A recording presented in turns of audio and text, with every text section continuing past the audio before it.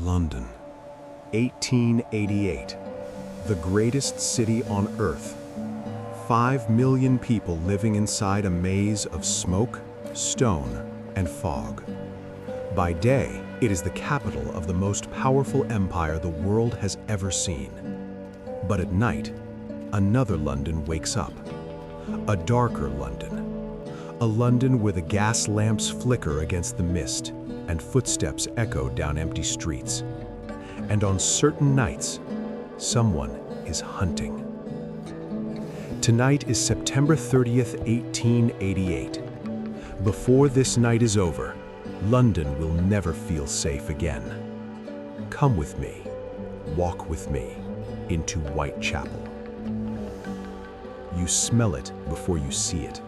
Coal smoke, rotting wood, the sour scent of the Thames drifting through the alleys. This is the East End of London, Whitechapel. Nearly 80,000 people packed into streets so narrow that neighbors can shake hands from opposite windows. The rich London, the one of opera houses and grand ballrooms, lies only a mile away, but it might as well be another world. Here, the streets are alive with desperation. Market stalls are closing for the night. Costermongers shout their final prices. Children, barefoot even in September, dart through the crowd. And women stand in doorways, watching the street, waiting. Because for many of them, the street is the only way to survive.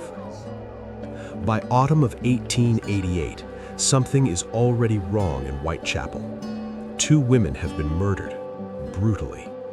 Mary Ann Nichols, killed on August 31st, her body found in a dark street before sunrise. Then 8 days later, Annie Chapman, killed in a backyard on September 8th. The killer moves silently. He strikes in the early morning hours, and he leaves the bodies mutilated in ways that horrify even hardened police officers. London's newspapers explode with headlines. Scotland Yard launches an investigation, but the killer leaves almost nothing behind. No witnesses, no clear clues, only fear. Then something strange happens. A letter arrives at the Central News Agency, written in red ink. The writer claims responsibility for the murders, and he makes a promise. I am down on whores, and I shan't quit ripping them till I do get buckled.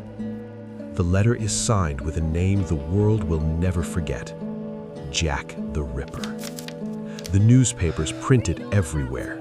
Within days, the entire city knows the name, and the legend begins. Now return to the streets. It is late on the night of September 30th. Cold rain falls through the fog. Whitechapel is quieter than usual. Doors are locked, windows dark. People hurry home. But not everyone has somewhere to go. Just before 1 in the morning, a man named Louis Deemschutz turns his horse and cart into a narrow yard on Berner Street. The horse suddenly stops, refuses to move. Deemschutz strikes a match. In the weak yellow light, he sees a shape on the ground. A woman. Her name is Elizabeth Stride. She is 45 years old. Police whistles pierce the night. Men run into the street carrying lanterns, but the killer is already gone. And he is not finished. Less than an hour later, the killer strikes again. A short walk away lies Mitre Square, a dark, quiet corner of the city.